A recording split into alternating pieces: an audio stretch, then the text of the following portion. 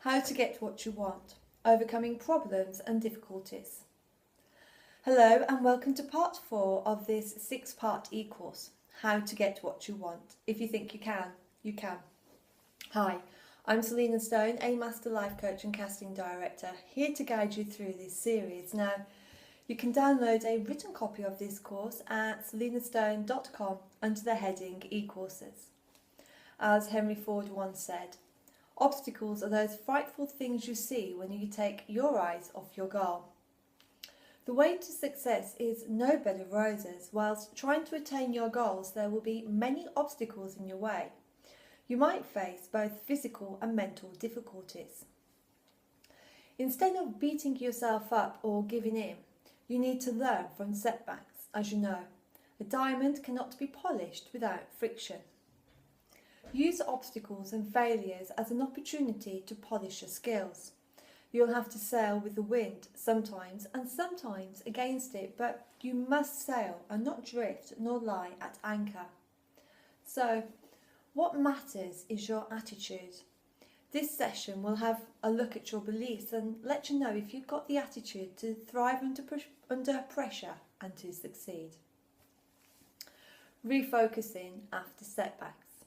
Edmund Hillary was 3 times unsuccessful while trying to climb Mount Everest before his historical achievement in 1953. People praised his triumph and said, "You've conquered the mountain." And Sir Hillary said, "No, I've conquered myself." The bitter experiences of early 3 attempts did not hold back Hillary from a 4th one. With strong will and relentless enthusiasm, he pursued his goal and achieved it. Now, how many times have you started a diet, stopped smoking or tried something new and went back to where you were when a setback or obstacle occurred? People often stumble over obstacles and even consider them as excuses for their failures. Setbacks and difficulties are inevitable in life. They often challenge your skills and temperament. There are 2 ways to face difficulties. 1. You can either change the difficulty or change yourself to be able to deal with it. 2. You can deal with difficulties properly and make use of the experience to enhance your confidence, or you can deal with them incorrectly and let them seriously damage your confidence. If you can see and face challenges in a positive way, you will gain immense experience and knowledge from it. Remember, a smooth sea never made a skillful mariner. Your response to issues and difficulties. Failure should never be considered as a source of discouragement, but a motivation. You know how Helen Keller, a mute and blind woman, went on to become a world-famous speaker and author? Your ability to deal with challenges can be converted into a virtue by asking positive, empowering questions yourself. There is an unwritten rule that says, ask your mind a stupid question and you will get a stupid answer. So, if after a setback you ask yourself something like, "Why does this always happen to me? I never have any luck," your mind will probably come out with, "Because you're useless and good things do not happen to you," instead. If you ask yourself a positive, empowering question like, "What did I learn from this setback for next time?" your mind will switch into solution mode and come out with some excellent tips. Following are some points to ponder about when setbacks do occur. Be brave enough to acknowledge what has happened. Don't hide away from it. These things happen. So what? Ask yourself as many positive, empowering questions as you can. For example, what is good about this situation? How can I make the most of this situation? What can I learn from it? What are the facts about this problem? And how can we make it a success next time? Acknowledge the fact that setbacks occur to everyone and you are not being singled out. View setbacks as a challenge to overcome rather than an issue or problem. Get your belief system right for success.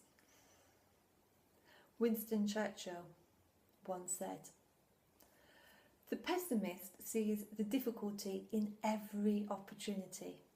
The optimist sees the opportunity in every difficulty." Now, it is difficult to get away from discouraging thoughts after a failure. Make a list of the negative thoughts and questions that usually come into your mind after a setback. Also think about the equally discouraging answers you normally have. Then, make a list of some encouraging questions you can ask instead. Obviously, you also have some encouraging answers. Try to ask these encouraging questions every time you face a difficulty. Making it a habit can basically change your attitude to adversities. So, how do we develop strong inner beliefs? Development of a strong inner belief system is essential to avoid discouraging thoughts. You can clarify yourself by asking some self-assuring questions. Such clarifications will lead to self-acceptance, which, in turn, will give you the much-needed energy and room to grow. Remember, he who conquers himself conquers the world. Self-acceptance is all about how much one values love and accepts himself or herself rather than how much he or she feels valued, loved or accepted by others. Having a strong value in a belief system is very much dependent on your ability to accept yourself, so you need to accept your identity, your feelings and your outlook of the world.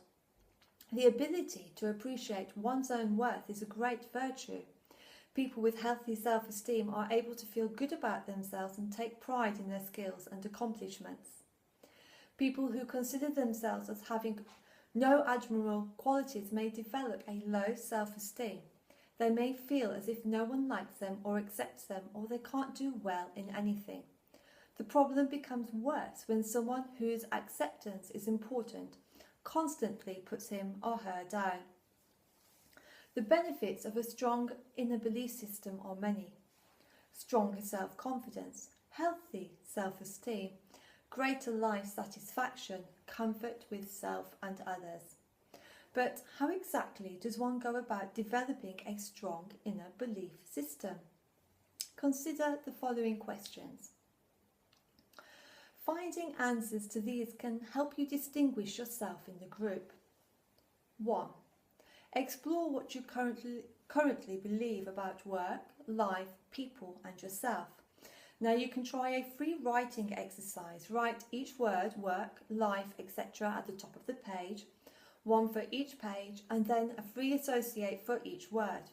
Write down whatever thoughts might be conjured up by the word at the top of the page. Write until each page is full. 2. How much of what you believe is your own? Take a look at what you wrote on each paper. Identify messages that may have come from parents, from friends, from family, from peers, from teachers, etc. You can see that some thoughts appear under almost every section. Identify the recurring themes.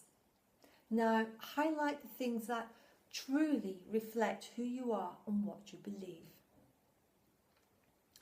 3. How much of it is enabling and how much disabling? The message of others can be encouraging or discouraging. Now look at the messages and thoughts that reflect your own inner belief system. How do they make you feel? Empowering or limiting? 4. What do you believe? Consider your true beliefs, the thoughts and messages you firmly believe in. Do they reflect how you want to feel about life, work, people and yourself? Take a blank paper and write down each idea or thought that are considered right by others on the left hand, and on the right hand side write down your alternative, how you'd like to feel and think about each. Reprogram yourself by identifying these limiting thoughts as they pop into your head and replacing them with the thoughts and ideas you identified on the right hand side of the paper.